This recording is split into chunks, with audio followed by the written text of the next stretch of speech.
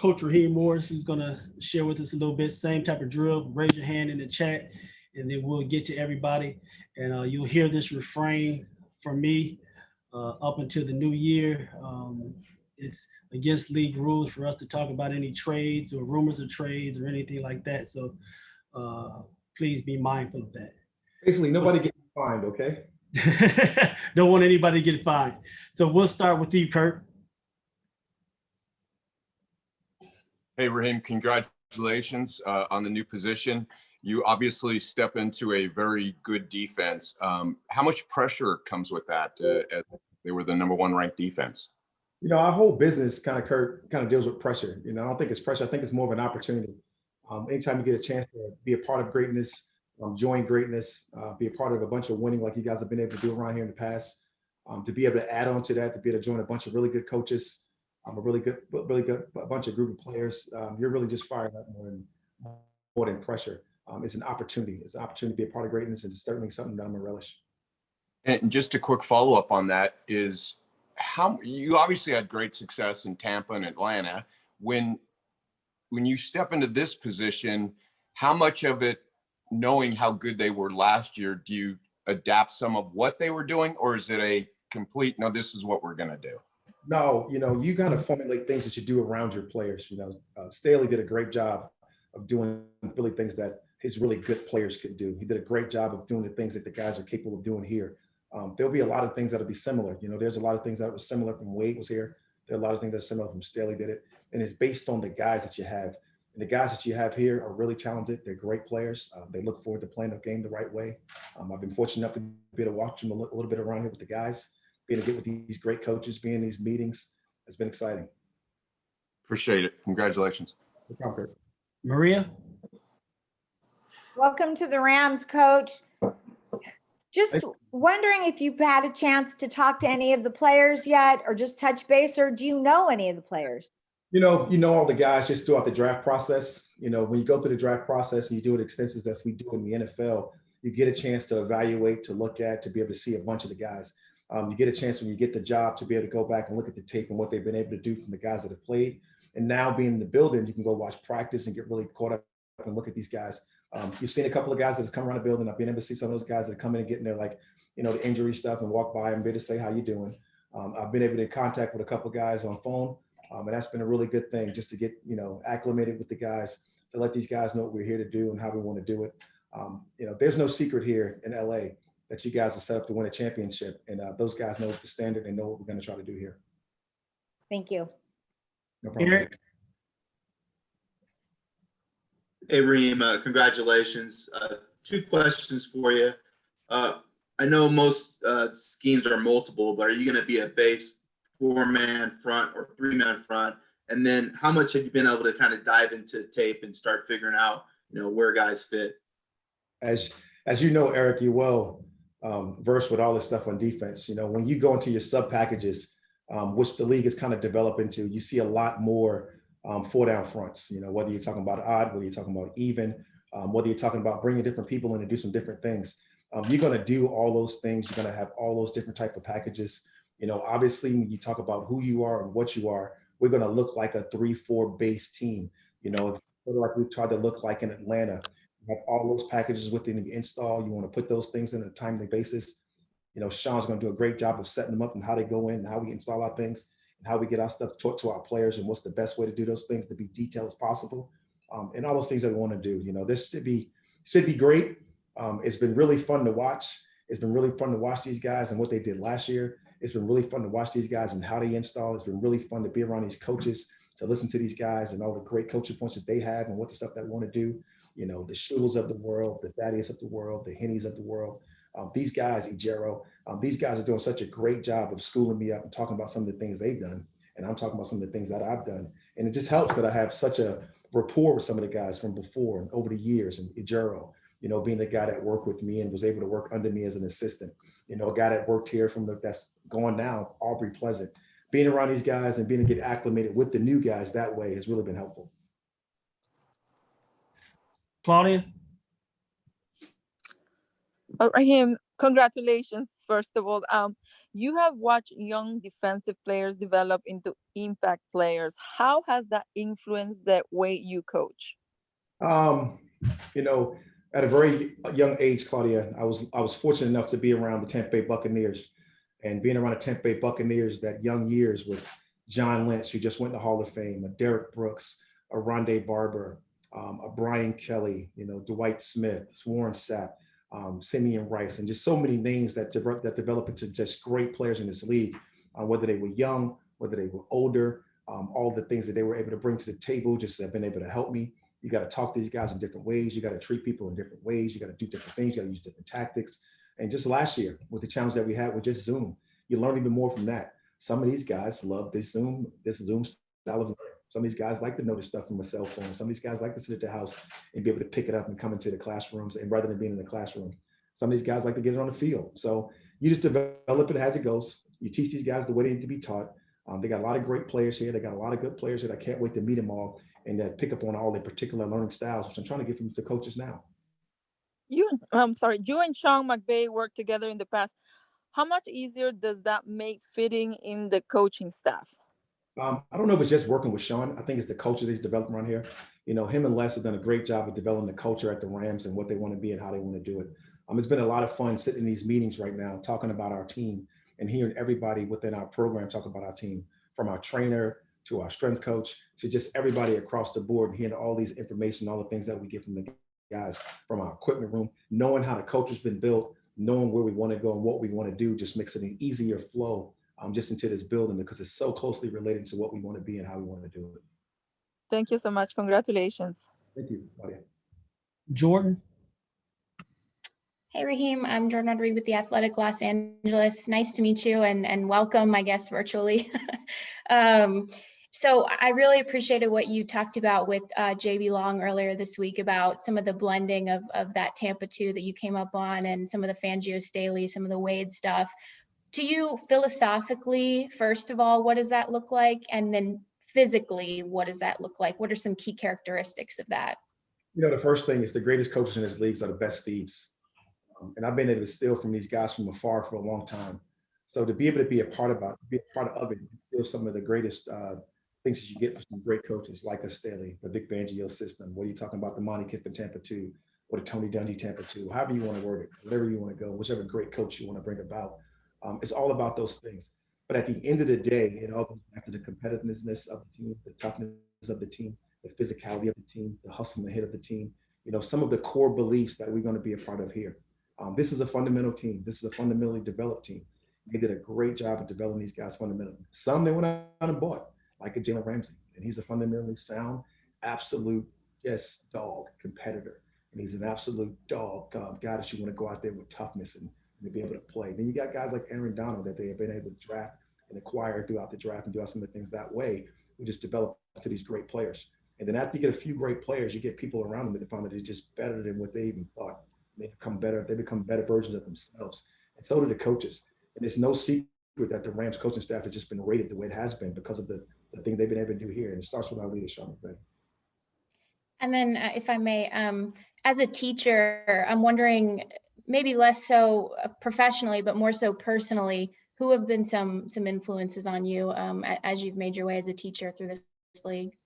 Again, you hate to go back and keep talking about your Tampa days, but it was just fortunate for me to go there.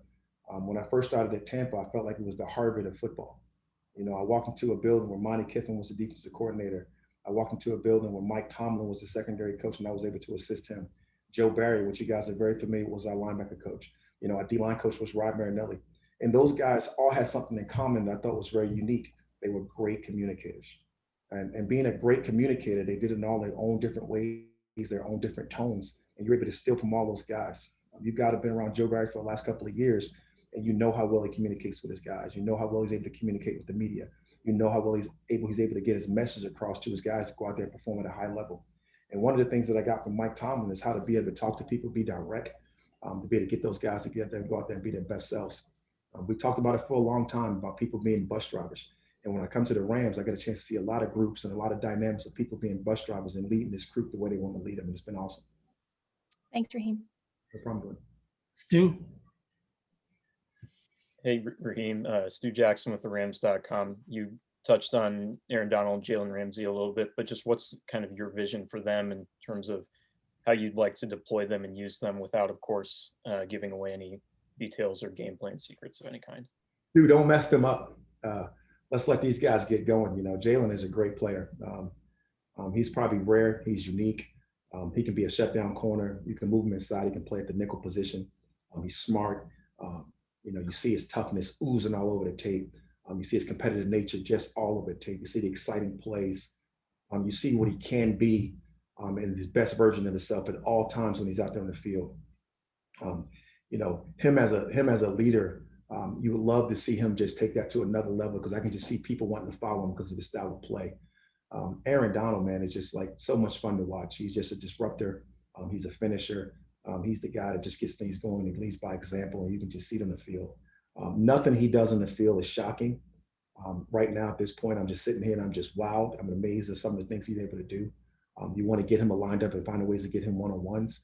But at the same time, he's done such a great job of getting his teammates one-on-one to set up the guys around him that you don't want to take away that part of his strength either.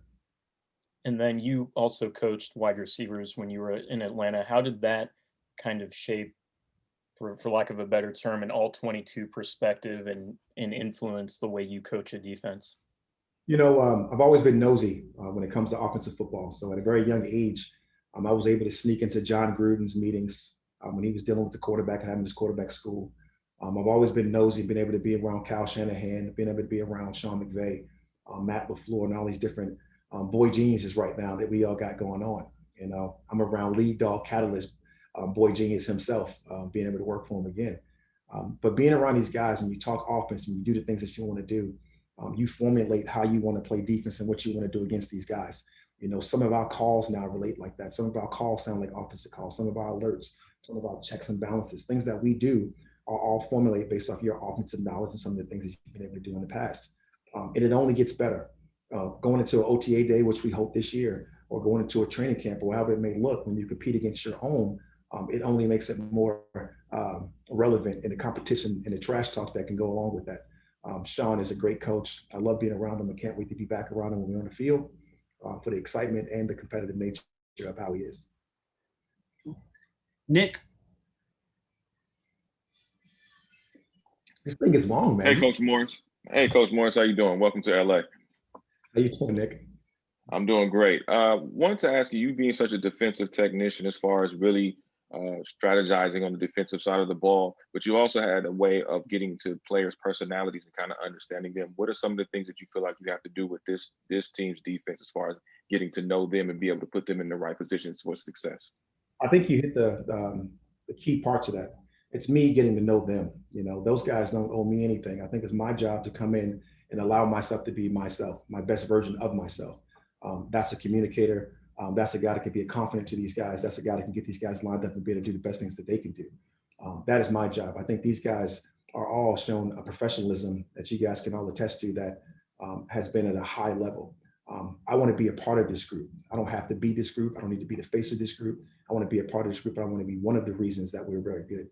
I want to be one of the reasons that we win a Super Bowl. I want to be one of the reasons that we're going to be great. These guys have done it at a high level.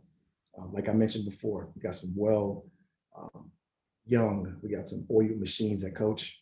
We got some young, we got some old, we got some veteran, we got some great players. And I'm just excited to be a part of it.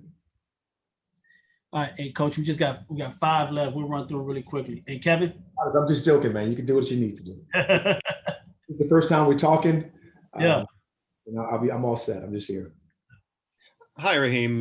Good to meet you. I'm Kevin Modesti. I cover the Rams for the LA Daily News, Orange County Register, 9 other papers in the group. Kevin. You and Sean, I think, go back to 2008. Was the possibility of your joining the Rams discussed in, let's say, 2017 or 2020? What made this the right moment? No, you know, when you're really good friends with the people that you learn to be friends with in this profession, those things are never really discussed, you know, because your focus is on winning wherever you are at the time. So in 2017, I was focused on trying to get a win versus the Philadelphia Eagles in the last play of the game to advance me to the next round of the playoffs. Right after we just beat the Rams, my ad. But that was my investment at those times. But getting a chance, whenever you get a chance to be around some of the great people and the great coaches in this profession, you jump on those opportunities and not just great, because there are people that you don't know are great, but when you get a chance to be around the great coaches and the great people in the profession that you know and got personal relationships for and with, that's always a great opportunity for anyone, just any profession. Like I'm sure, Kevin, you would work for less papers if you had a chance to work for somebody that you knew and you were emotionally invested for and wanted to win for and write a better version for, But I had a great opportunity to come in and work with Sean, to be around these guys, Les Snead, be around a bunch of the guys on the staff that I know, be around a bunch of these players that are just exciting to coach. And it was a great opportunity for me to come to join the Rams. And I am fortunate and excited to do it. And just one more, how would you describe what it was about last year's Rams defense that allowed it to improve to number one in the league? And how does that knowledge kind of inform whatever your input will be about setting priorities for the several important free agents on the defensive side? Some of the things that the Rams defense, did just as well as anybody in the National Football League, and it's really important to our game, the most important position, right? They were able to affect all quarterbacks. And when these guys came out and they were able to mentally and physically affect quarterbacks, I think that was the biggest difference that happened last year that allowed them to extend to a different greatness. And when that happened, I think they got more confidence. I think the back end played with more confidence that allowed them to get after the ball. So if you can affect the quarterback and get the ball like they were able to do, you're going to have good statistics. Now, at the end of the day, ultimately, nobody's really going to be happy with being the number one defense. We are here to win a championship. And I wasn't brought here, to try to duplicate what they did last year. We were brought here to win. And we're brought here to win a championship. And I want to get that done for Sean. I want to get that done for this community. And I want to get that done for you guys. Greg. Hey, Raheem, Greg Beecham with the AP here. Nice to meet you. Hey, Greg. Hey, you've known Sean since he was 22 years old, assistant wide receivers coach. Can you describe what it was like meeting him, and at what point did you know he was going to be the lead dog, catalyst, boy genius, as you called him just a minute ago? What's been your history with that, early knowing him? He's had all the answers since 2008. He's been a young man that you kind of knew. As soon as you met him, he lit up a room. He had a commanding presence. We joke all the time about the guys that you're around that got these commanding presences. You walk in the room and you can feel the type of people that should be head coaches and that are going to be head coaches in this league. You can feel the leadership off of them. You can feel everything about them. You can feel all the stuff that you want to know and how they're going to go get it done. And that is him, and ever since we met and then having a chance to form and bond, the relationship that we got a chance to get when we were in Washington together, which just went to a different level. And then really we just kind of grew together. I came off so many experiences being a head coach. I was able to share with him, as we sat in my Tampa house and we go visit each other, I would go visit him. We were able to share all those experiences, bounce things off the wall and be able to talk about these things for years and how it would look and what it would look like when you got his opportunity, because you knew it was coming. And those are all things you do in the off season. Those are all things you do when you're on vacation together. Those are all things you would do when you run across each other, when you're not trying to absolutely go out there and game plan and destroy each other. So those are the things that we share together. Those are things that we'll continue to share. And those are things that we'll have those memories for a long time because it all came to fruition. Lindsay. Hey, Raheem, Lindsay Theory with ESPN. Nice to meet you. Nice to meet you. Can you kind of take us through just what the process was with how you and Sean got connected this offseason and ultimately how you decided to take the position and be the DC? Well, it wasn't about really getting connected this offseason. We got fired from Atlanta and we were sitting around and we're trying to figure out if I'm going to be the head coaches of Atlanta or not. So we're playing the waiting game and they picked Arthur Smith, who's a really good coach and going to be great for those guys and what they're going to do moving forward. And I thank Atlanta for having the opportunity to be able to do those 11 games last year. At the end of that, now it's time to go get a job and you're getting ready to set up and go for interviews for D-coordinator positions. You're talking to different people. You're talking to different one of your friends with the opportunities that can present themselves all across the league. And then Sean McVay called. Unfortunately, you guys just lost the game versus Green Bay. You come out of that game. Staley then has the opportunity to interview with a couple of teams. He gets a head job. And so the opportunity come to go join Sean McVay, the LA Rams, Les Snead, our ownership and everything that's a part of this city. And it was an opportunity you just didn't want to pass up. You know, you talked about being able to work with the people in this business that you have relationships with and you want to win for. And it certainly fits all those characteristics of the place that you want to go when you want to come here. I've heard nothing but great things about this media. I heard nothing but great things about this community. I heard nothing but great things about this team. I heard nothing about great things about how we're going to move forward and trying to go get a Super Bowl ring. Mostly great things about the media, though, right? Great things. And then one follow-up for you. With the vacancies on the defensive staff, are you filling those, or is it like a combination of you and Sean? How are you guys going to do that? You know, the more you do in this business, the more opinions you want to have in the room. Sean is definitely going to be a part of filling all the vacancies, myself included, and then all the other coaches on the staff. You know, you got really good people that are in place for a reason. And when you have people in place in a business like this, they know what you're looking for from a culture standpoint. The people in the building that know what you're looking for from a football standpoint. There's players in this building that know what you're looking for from what they want to be coached like and how they want to be coached like standpoint. So you use all that information, you go out and you find the best people to add to the staff. And when you add those great people to the staff, you go out for nothing else but to win a championship. All right, and we'll wrap it up with Gary, then Rashawn. Hey, Raheem, Gary Klein from the Los Angeles Times. Just to be clear, so have any of those vacancies been filled yet with the assistants that departed, or will there be like a reshuffling of the staff to give some of the people that are there more responsibility? You know, Gary, that's a very good question. And they have been filled, and I don't even know if I can answer this question yet because I don't know if it's technically released yet by our organization. I let those guys release all those things, but I will say this. There are a bunch of people in this building already that we know will be elevated that can assume some of the roles that were left vacant. And it's not on accident or it's not a mistake that happened. It happens because some of this process you got finished talking about Lindsay with.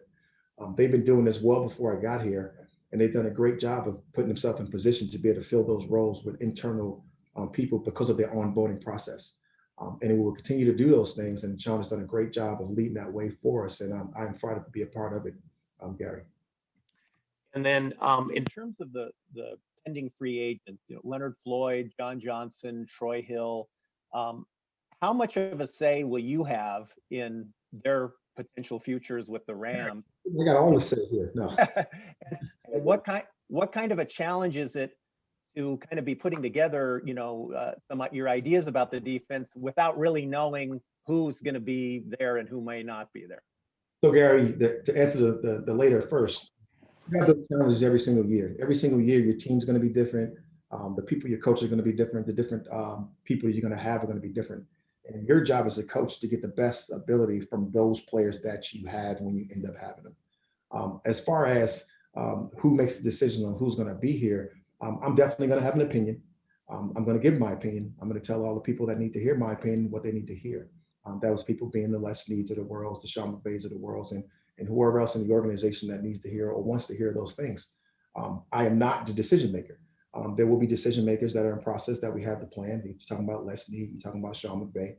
They'll make those decisions on who we bring back based on whatever the reasons are, whether it be money, whether it be the new cap, whether those situations are and how you can bring people back. Have those players been great players for the Rams? There's no doubt. Would you like to have them all back? There's no question. Did they do a great job last year? You just told me they were #1 in defense, and they have been very good for a long time, of course. But those situations will change, and always things will change every single year. And it's how the NFL naturally works. Thanks very much. We'll wrap up with you, Rashawn. Hey, Coach. Rashawn Haylock, KTLA 5. Welcome to Los Angeles. Thank you. As someone who spent the majority of your coaching career in the South and in the East, what are you most looking forward to in terms of acclimating out here in LA? Any myths that you're trying to dispel or anything of that nature? Yeah, I'm trying not to wake up at 2:30 in the morning is what I'm trying to do. So and if we can just get past that moment, that I'm waking up at 2 o'clock in the morning and pacing around the hotel, I'm trying to figure out what to do at 2:30 in the morning because Starbucks is not open yet. Trying to figure out what to do then. But if we can get past that phase and I can start sleeping in and get on a normal schedule, I genuinely like to be an early person anyway, but these days on the West Coast are pretty long. I got to get acclimated to waking up and calling the people from the East Coast that you need to talk to. I've been yelled at numerous amounts of time by my moms for not being able to talk to her within a timely fashion. because by the time you're ready to call them, they're asleep. So some of those things you got to get acclimated to, and just being out here on a long-term basis. And then as far as relates to this last hiring cycle, there's always talk about, the minority coaches or lack thereof, but there's also this notion out there that, some of the head coaches that were fired didn't go back to being position coaches. They, were able to receive coordinator positions, and, you got some hirings in the, as far as personnel, like in the GM field. What are your thoughts about that and the way that transpired? I think it doesn't really matter what my thoughts are.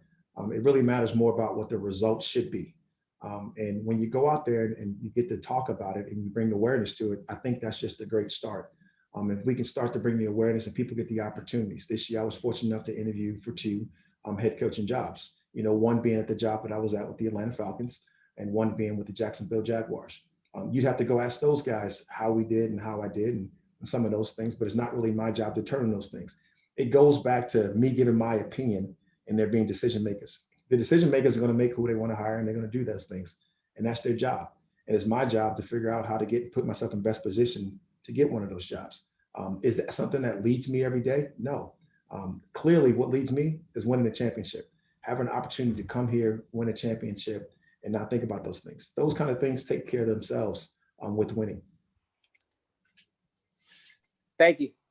No problem. Coach, I think we're good, man. We appreciate your time, sir. Man, you guys are rough, man. It's a big crew, man.